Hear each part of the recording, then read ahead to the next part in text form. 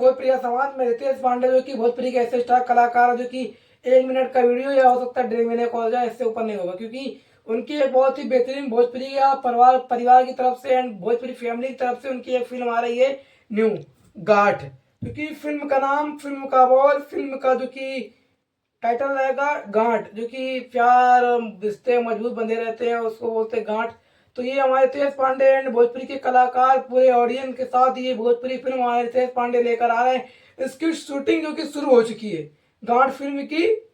गांठ नहीं भाई, गांठ, समझ रहे हैं? तो गांठ फिल्म की, गांठ यार, गांठ फिल्म की शूटिंग जो कि शुरू हो चुकी है हमारे रितेश पांडे की। तो आप लोग से मैं रिक्वेस्ट करता हूँ, जितना प्यार आशीर्वाद सपोर्ट हमारे रितेश पांडे हेलो कौन सॉन्ग को दिया, दबा कर प्यार आशीर्वाद सपोर्ट दिया, तो इस सॉन्ग को भी आप लोग अपना योगदान आशीर्वाद सपोर्ट दें।